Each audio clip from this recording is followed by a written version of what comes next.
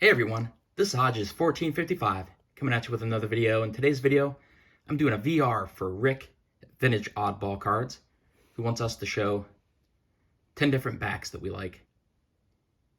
This first one here is a 1989 Topps. And the reason why I like this one so much is because it's the very first back of a card I ever laid my eyes on. As a 5-year-old boy in the summer of 1990. These were the first cards I picked up.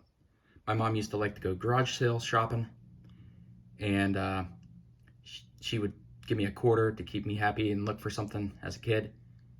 And lo and behold, at one of the garage sales, they had a box of 1989 Topps common cards for a penny a piece. And I remember picking up 25 1989 Topps cards. So this is my very first cards I collected, so very nostalgic for me. And next back I want to show is a 1992 Topps.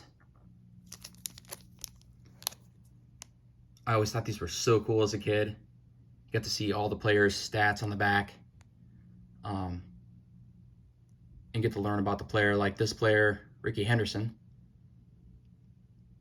had more stolen bases than he did strikeouts. So stuff like that I always thought just blew my mind as a kid, that I wouldn't have known if I hadn't looked at the back of a baseball card. So the second one here is 1992 Topps. And the third example of a back is any of the mid-late 1980s, early 90s Topps Tiffany cards. I just grabbed one. This is the 88. But there's the back. It's just so much more vibrant and the colors pop versus the normal regular Topps cards. So I always enjoyed these. Thought those were really cool. And the next backs I wanted to show are the 56 Topps. I have a gray back version and a white back version.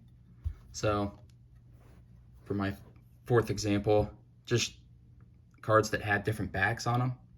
Like the 56 Topps could have a white back or a gray back. So I thought those were cool. And then the fifth example, I just want to show a few cards that fit the fifth thing I like, which is cartoons on the back of cards. Like the 58 Topps would have a cartoon on the back. I always thought these were really, really cool. There's another example of 54 Topps with cartoons on the back.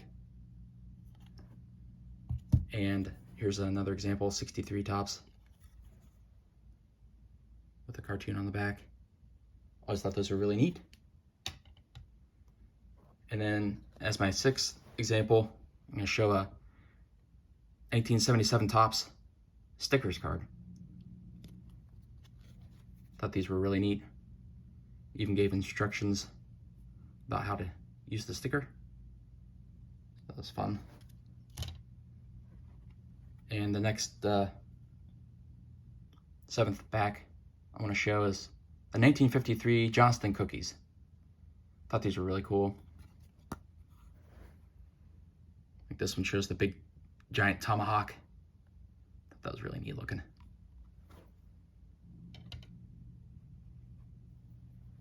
And the eighth example I want to show are the Topps Venezuelan. This is the 62 Topps Venezuelan. And I always thought these were neat because they have both languages on the back there. That was really cool. And for my eighth example, the 64 Topps Giants. Really like the back of these because it brings me back memories of my paper route. And I always loved bringing the papers in and cutting them loose, and before I'd fold them up, I would take one and look at the sports section and get to see some sports articles before I started wrapping them, bundling them, and taking them out my paper route, so I could earn more money to buy more baseball cards.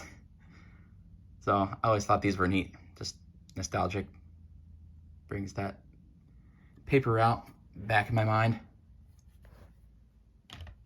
And for my 10th example, it's actually more of a blank back. These 1929 R316 cash and pub cards. They're blank back, but I always thought it was really neat that the ink just sets through the card so you can see where they pressed the ink for the picture on the back. So I thought that was really neat. Hey everyone, thanks for watching and enjoy the hobby.